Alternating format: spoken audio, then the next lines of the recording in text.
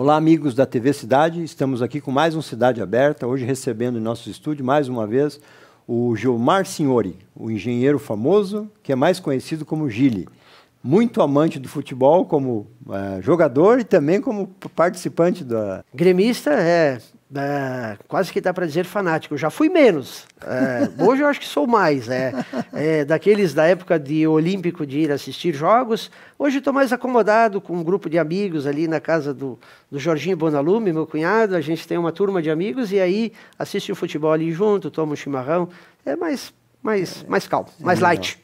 Tu sabe que eu nunca tinha ido a um jogo de futebol, né? Meu cunhado me levou uma vez e na época ali do Paulo Nunes, ali, eu ia seguido, cara. Que emoção, um estádio cheio, né? Dá para dizer para o espectador que quem nunca foi a um estádio e imaginou que assistiu por uma tela ampla ou alguma coisa assim, é incomparável.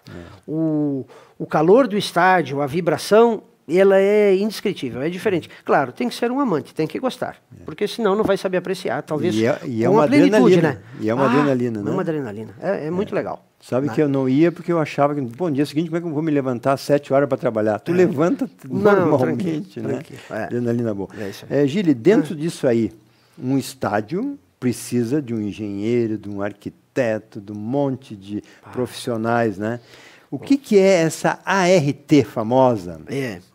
Então, para que o espectador entenda, quando qualquer pessoa ou empresa contrata um profissional da minha área, seja engenheiro de qualquer modalidade, ou agora atualmente um arquiteto, se estabelece um contrato de trabalho entre um profissional habilitado e, no caso, um engenheiro, ou um arquiteto, ou uma empresa de engenharia ou de arquitetura, e o contratante. O reflexo desse contrato de trabalho está estabelecido no que objetiva aquele contrato. Fazer o projeto da casa do Glacir, fazer o projeto, o cálculo estrutural, a execução da empresa Y. Esta materialização deste contrato, em que existe o contratante, o contratado e o objeto do contrato, é materializado por esse documento chamado ART, Anotação de Responsabilidade Técnica. Nada mais é do que um contrato de trabalho com os diversos serviços para os quais o profissional ou a empresa foram contratados e que dá segurança à obra de que aqueles serviços estão sendo feitos por um profissional habilitado. Habilitado. A palavra é habilitação. Habilitado. Existe uma diferença grande entre competência e a habilitação. Eu não questiono que um pedreiro saiba sentar uma parede no prumo e em esquadro. Mas para fazer o projeto desta parede, para especificar tecnicamente os materiais, há necessidade de ter um profissional com a habilitação, que estudou e que tem um número de CREA.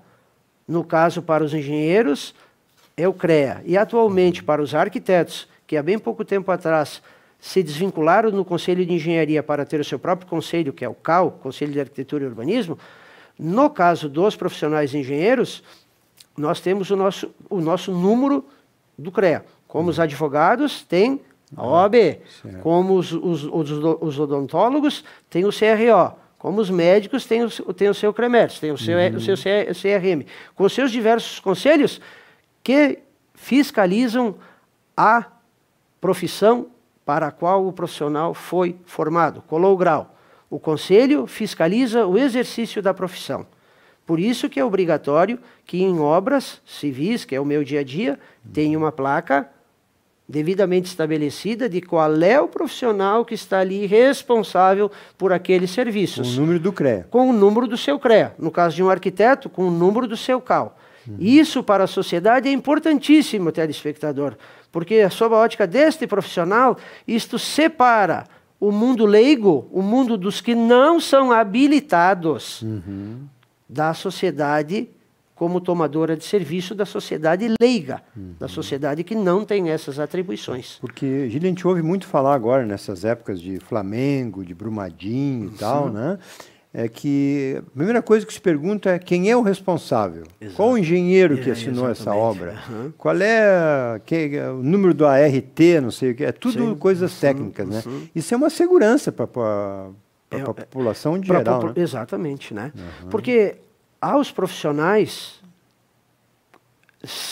quando da sua formação, lhes são atribuídas habilitações. Certo. Cada profissional tem a sua habilitação. E dentro dessas habilitações, ele responde, por aquilo que ele contratou, as responsabilidades civis e, inclusive, penais. Né?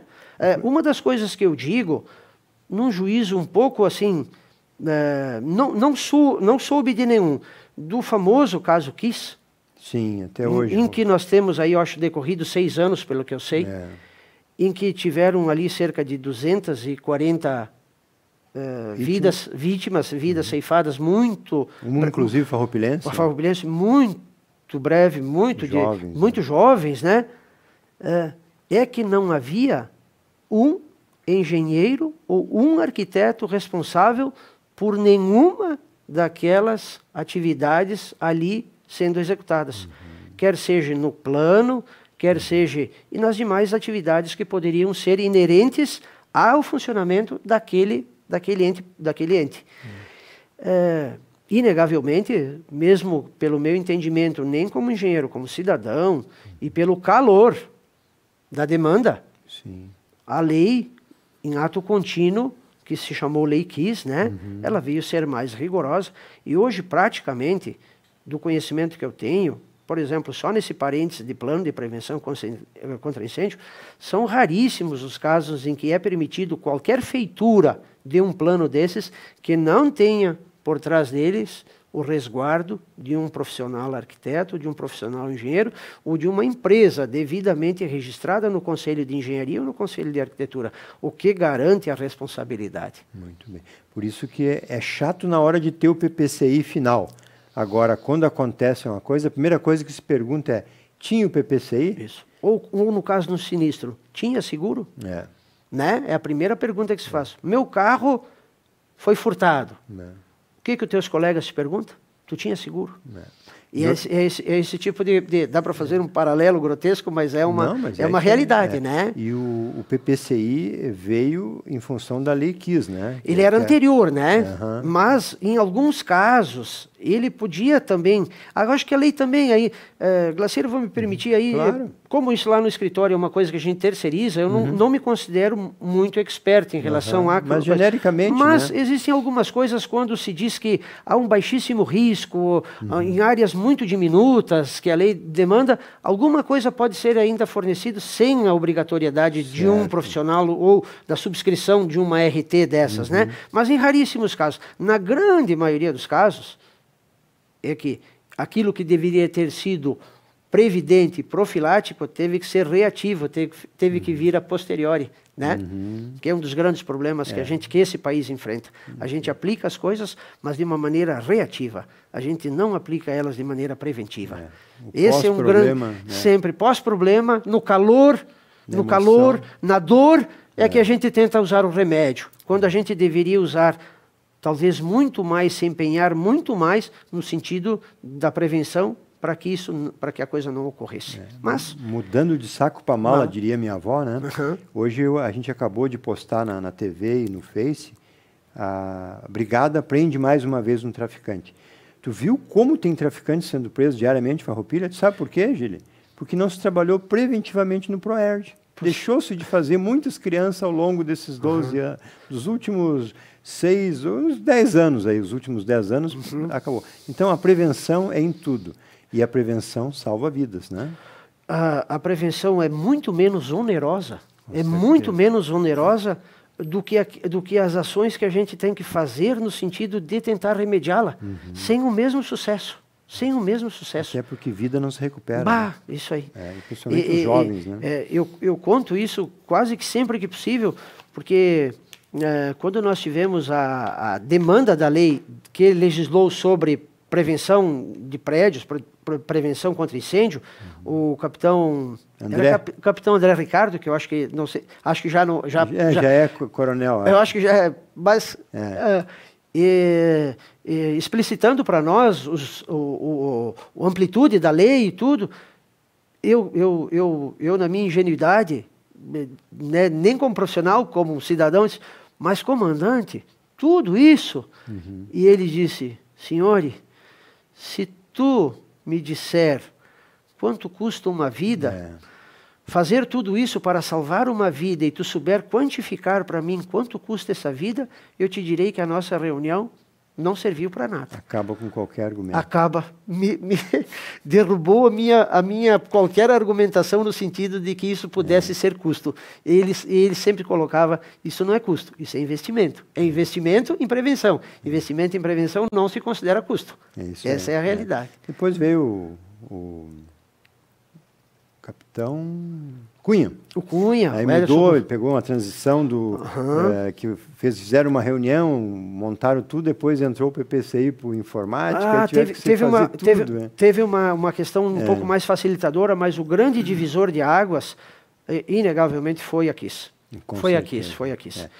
Ela remeteu a situações que eu até questiono às vezes, porque eu acho que colocou assim tudo dentro como se fossem prédios como barris de pólvora e tal. Mas fazer o quê? Eu acredito que foi pelo calor da emoção. Os deputados, quando analisaram aquilo, entenderam de que aquilo poderia salvar não 240 vidas, mas, de novo, se salvassem uma, a lei já teria sido eficiente. Já teria sido argumento imbatível. Imbatível. Não tem como. Irrefutável. Isso não há como... Voltando para a ART, anotação da responsabilidade técnica. Sabe que eu peguei outro dia ali um projeto meu que tem mais de 25 anos, certo? Né? E a empresa ali, a Construfar, tinha tudo anotado, tudo guardado, os cálculos feitos à mão ainda pelo seu Pigozzi, né? Então, o detalhamento. O detalhamento, né? Sim. E depois os cálculos, tudo, a anotação. Sim. Era tudo feito na mão, né? Eu mesmo posso dar esse testemunho que quando comecei há 36 anos atrás, iniciei no escritório do Luiz, com meu irmão, como engenheiro calculista.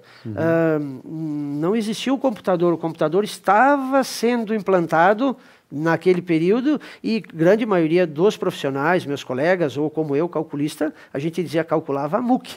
Calculava... Mas Facite? Usava a máquina, já existiam as calculadoras científicas que ajudavam bastante, né? E a partir daí começou alguma coisa assim no sentido dos computadores na modalidade que a gente tem hoje e tal, né? Mas eram muito tímidos, com respostas muito lentas. A memória de um computador, me diz o meu colega Jerônimo Portolã, que o primeiro computador que ele comprou, que era um Prologica 500, é muito menor do que a memória desse celular mediano que qualquer um de vocês que estão me assistindo tem. O meu primeiro tinha 32 mega. Mega, né? Ou seja... 92. Então, veja só. E aquele ele era uma coisa bem... Mas ele era fantástico, porque ele já acoplava a CPU, o terminal, o visor e o teclado num único equipamento. Nossa! Se imaginou que aquilo era... Olha que evoluído. Era o caminho, né? Então, isso aí. Isso vale também a título de comentário. Os escritórios, os bons escritórios, eles guardam, inegavelmente, a memória de cálculo de todas as obras e no acervo do profissional, deve ter guardado no seu escritório os originais de todos os projetos. No teu caso, desses particulares que tu citou, ter guardado no escritório dos profissionais, isso é o que diz a boa engenharia. Até para se resguardar. Até para se resguardar. Né? Muito bem, amigos. Já vencemos a primeira etapa do programa. Hoje nós partimos para uma coisa mais técnica em função dessas ocorrências aí que causam uma comoção nacional, né? E voltamos em seguida com Gili, Cidade Aberta.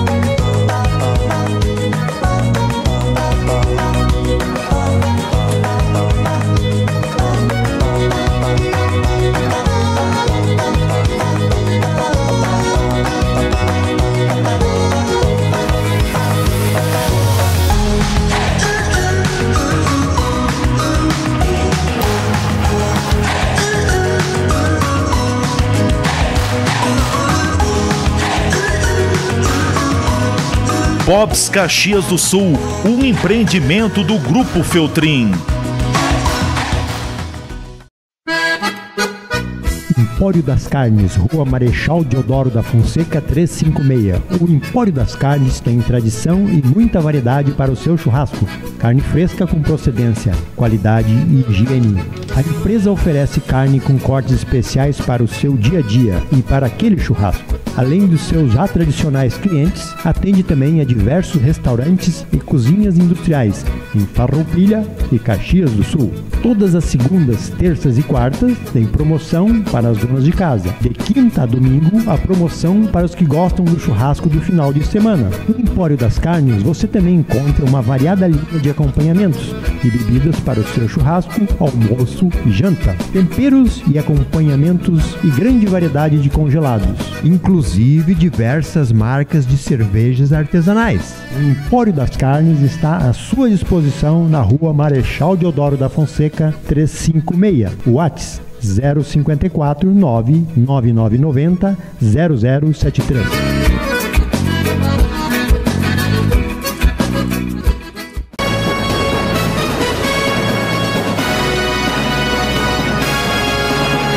Voltamos com Cidade Aberta, hoje recebendo no nosso estúdio o engenheiro Gili Signori, conhecido pouco como Gilmar e mais como Gili, né, Gili?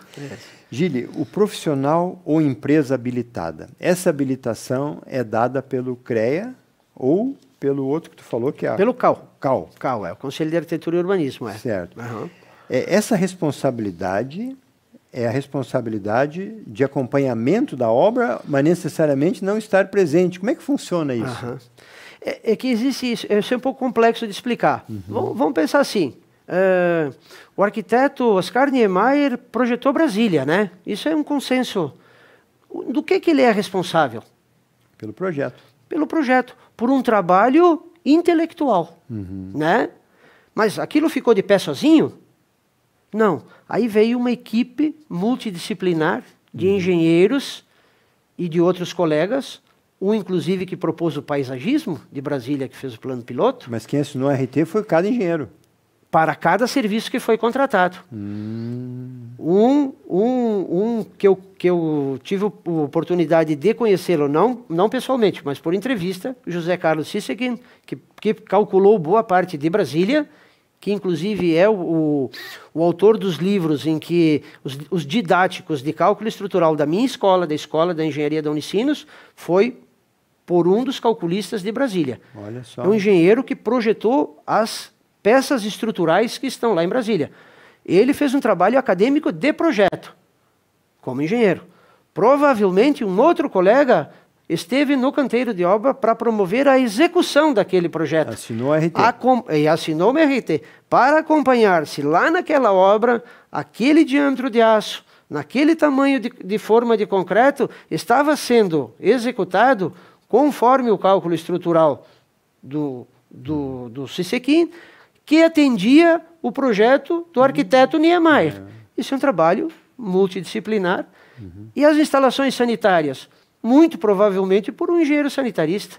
E as instalações elétricas? Muito provavelmente por um engenheiro elétrico. E assim, para as diversas modalidades, o ideal é que sempre tenha um profissional específico. No nosso dia a dia de obra, para o beabá de obra, talvez um profissional responda por tudo. Né? Ele mesmo é o projetista da casa, ele mesmo calcula as peças estruturais, se é o caso, e ele mesmo faz o acompanhamento. Em função das dimensões? Em funções, isso. Isso, basicamente, para uma obra civil, que seria uma casa, um prédio, isto a RT estabelece dois tipos de serviços contratados. O meu projeto, de natureza acadêmica, de natureza escritório, e o outro, o processo executivo. Estar em obra para verificar se aquele trabalho que foi ali feito no escritório está sendo executado conforme aqueles parâmetros técnicos. São trabalhos inegavelmente técnicos. Eles devem ser feitos por profissionais habilitados. Que esse habilitado não vai pôr em risco o nome dele, né? Por isso que, nesses casos de responsabilidade, uma das coisas que o profissional, quando vai justificar os seus honorários, muitas vezes, nesses 36, 37 anos quase, eu sempre disse, mas, poxa, tu vai me cobrar tudo isso para fazer isso? Pois é, mas, junto com isso, tem uma responsabilidade civil. Há, inegavelmente, 20 anos de estudo para chegar até aí. Não só de escola, de formação profissional, mas desde os primórdios. Da lida. De tudo isso aí. Isso te dá uma égide, uma coisa, no sentido de dar esta garantia. Agora, a dizer que todos os profissionais procedem dessa maneira, eu aposto que nas diversas profissões isso acontece também. Não, é assim. Né? Quem milita no campo do direito, quem milita no campo da medicina, quem milita no campo da odonto, nas diversas profissões liberais, existem os mais esmerados, existem os mais éticos, como em todas as profissões. A sociedade deveria se regular pelos melhores. Sempre. E não pelos mais baratos. Boa essa. Uma boa frase essa. Porque, inegavelmente, contratar um projeto não significa comprar 1 quilo de arroz de primeira, de segunda ou de terceira. Eu estou comprando um produto. Este produto é um serviço. Eu tenho facilidade de comparar um arroz da marca X, da marca Y e da marca Z. É um produto final, né? Um arroz da marca. Isso eu posso comparar o preço. Em projeto, não tem comparação. Isso é um serviço que tu está comparando. É difícil comparar coisas diferentes, estabelecendo valor para isto. É difícil fazer isso. O projeto só vai se comparar depois no uso, que aí às vezes é tarde. É tarde. E o que é melhor em Farroupilha? Os bons profissionais de Farroupilha, há muito tempo atrás, cerca de 30 anos atrás, por isso que eu digo, aqueles que se sentiam afinados com comportamento ético e tal, fundaram uma associação. E o cimento desta associação foi uma tabela de honorários, em que a grande maioria, até hoje, passados mais de 3 décadas, respeitam. Então, se... Que associação é essa? É a Associação Farroupilhense de Engenheiros, Arquitetos a FEA. A FEA. Muito participante, inclusive, nos conselhos. Inclusive. A nossa força enquanto instituição é inegável. Nós participamos de todos. São quantos engenheiros hoje? Olha, nós iniciamos ela com cerca de 20 profissionais, mas eu acredito que nós somos associados, eu não saberia te precisar, mais ou menos. Em torno de 100. É bastante. Em torno de 100 profissionais. Todos atuam assim no campo liberal. Eu diria que às vezes não todos. Alguns podem estar afetos a serviço público, estarem desviados de função para outra atividade que não inegavelmente é essa. Porque o nosso objetivo dentro da associação é valorizar o exercício da nossa profissão, é nos colocar cada vez mais numa posição de destaque e de importância. Certo. E de importância, exatamente, porque, como tu disseste, Glaucir, na medida em que acontece um sinistro, a primeira coisa que se pede, onde está este profissional? Quem é o engenheiro ou arquiteto? Engenheiro? Veja se não é uma verdade. Um colega me fez refletir sobre isso. Na questão Brumadinho, que está muito em voga, certo. A primeira coisa que se prendeu, que a coisa deu voz de prisão a 3 ou 4 colegas que assinaram laudos. Certo. Né? Agora eu pergunto, no caso Ninho do Urubu, onde morreram 10 jovens, né? Sim, no caso do Flamengo. O presidente do Flamengo está preso? Nem foi cogitado. Né? Nem foi cogitado. Veja, aquele que tem a responsabilidade, que assinou uma tal ART, tem um crivo de identificação direta. É um alvo fácil. Alvo fácil. Mas ele, na medida em que assina este documento, ele é quase que um réu confesso, né? Sobre a sua participação. Não há dúvida sobre a sua participação. A questão de culpa, isso é secundário, isso se pode discutir. Mas a sua participação está aprovada por um contrato de trabalho. Que fica na prefeitura. Que fica nos diversos órgãos, claro. Né? Os bombeiros. O que cabe ao Conselho de Engenharia, enquanto entidade maior que congrega todos esses profissionais, é fiscalizar o exercício. A nenhum leigo é dado o direito de exercer a profissão que é inerente às atribuições que são dadas como legalmente para um profissional, para um engenheiro, ou um arquiteto, ou uma empresa que tenha devido registro no Conselho de Engenharia ou no Conselho de Arquitetura. Porque pela empresa terá que ter um engenheiro responsável. E não tem como ter vínculo, empresa registrada no CREA que não tenha um engenheiro responsável ou arquiteto responsável. Quando eu falo engenheiro, eu não estou dizendo, telespectador, um engenheiro civil igual a mim. O Conselho de Engenharia abriga 6, 7 modalidades diferentes de engenharia.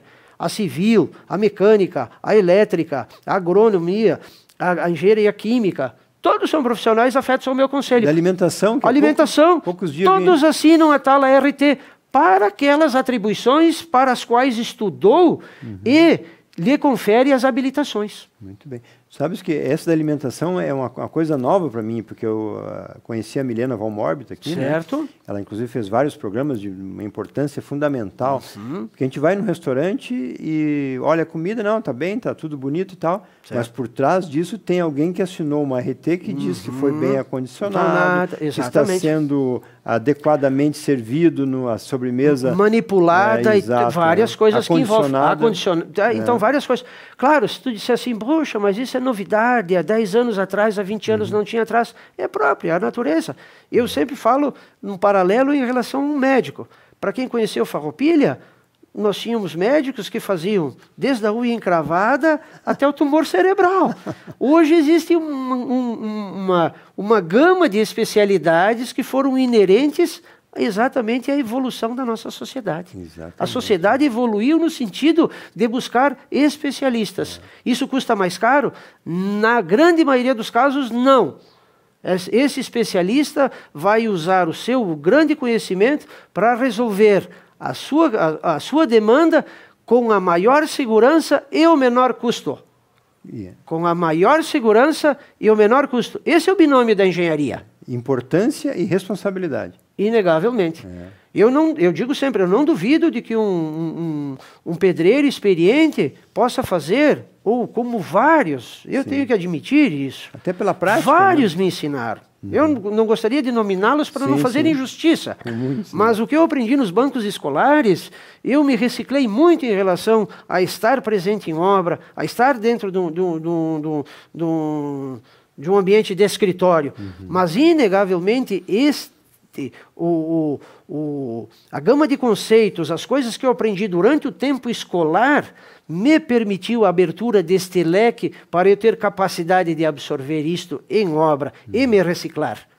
Porque eles fazem na prática, né? Exatamente. E a gramática vem por primeiro... Por leigo, por leigo, exatamente. Mas e aí, isso eu faço um testemunho. Se alguma vez me permiti ou pretendi usar a minha formação de ter do meu diploma, que eu estivesse em qualquer nível superior a qualquer dos que estivessem em obra, eu peço desculpa. Porque meus grandes professores, claro, aqueles da escola, sim, mas foram os meus colegas de canteiro de obra. Os obreiros. Os obreiros. Os da ação. Os pedreiros. Os contramestres. Esses foram os verdadeiros professores práticos. É isso aí, a prática e a gramática. É uma coisa bem simbólica, mas a diferença do engenheiro civil, por que se chama engenheiro civil? Isso foi um sobrenome que botaram ao longo da vida? Pois é, olha, eu diria que do pouco que eu aprendi e do pouco que eu estudei, é porque os primeiros engenheiros deste país, eles foram engenheiros militares. Eles estudavam em escola de engenharia militar. E se você pensar no Brasil, lá adiante dos 1500, nós tínhamos que proteger as nossas divisas, nós tínhamos toda essa figura. Então, os primeiros engenheiros foram de fortificações militares. Pelo que eu sei, a partir de Dom Pedro I, da Escola de Engenharia no Rio de Janeiro, é que se permitiram civis estudarem e fazerem formação, mesmo em escola militar, mas aí os diferenciavam dos engenheiros militares. Então, nós, como somos os engenheiros civis, dá para fazer um paralelo com a polícia. Nós temos um policial militar, aquele que usa tecnicamente a farda, e tu o diferencia basicamente pela farda, do policial civil, que é aquele que atua em ato contínuo, lá depois do fato ocorrido. E porque os dois são policiais. E eu não tenho diferença nenhuma de um engenheiro formado por uma escola militar. Tecnicamente, a lei me dá a mesma atribuição. Mas eu me diferencio porque estudei numa escola que formou civis. Sim. E nunca se viu falar no engenheiro militar, né? Raramente. São poucos. Eles normalmente estão afetos a quartéis e tal. Agora, é inegável ver a força da engenharia em relação à construção desse país. A força da engenharia militar. Estradas, né? Estradas, pontes, nossa senhora. É só buscar a história para nós vermos assim a inegável contribuição nos diversos segmentos que compõem as Forças Armadas como um todo, né?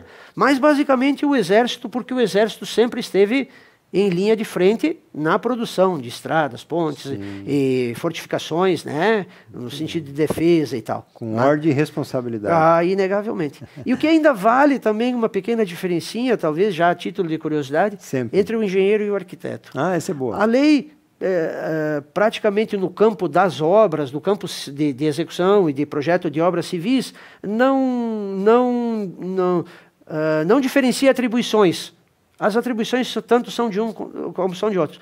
O que eu digo sempre é que, para que um telespectador tenha ideia, num curso de engenharia, há 90 disciplinas de natureza técnica, científica, matemática, física. Isso é um engenheiro. No curso de arquitetura, há 90 de natureza criativa. Projeto, paisagismo. Um pouco. 10% da natureza técnica. Então, eu diria assim, o projeto, a parte intelectual dos espaços, melhor o arquiteto. A parte de deixar essa casa de pé, projetar a sua parte estrutural, executar, estar em obra, faz melhor o engenheiro. Embora a lei, até esse momento, diga que os dois têm habilitação idêntica. Muito bem. Gili, obrigado por nos passar esse conhecimento, porque é um momento que a pergunta é: quem é o engenheiro? Quem é o responsável? Quem é que assinou a RT? Ou RRT, no caso de ser um arquiteto. É isso aí. Muito obrigado. Bom, porque a sociedade, com o tempo, vai separando exatamente o leigo, aquele prático, aquele competente, que é nosso parceiro, nosso braço direito, aquele que executa, né? Não há demérito nenhum, mas a lei disse que o habilitado, o que tem responsabilidade civil e o que tem responsabilidade penal, é esse cuja a titulação lhe foi dada lá pela escola e que é fiscalizado por esses conselhos que a gente referiu anteriormente. Muito bem, Gili. Mais uma vez agradecemos a tua presença.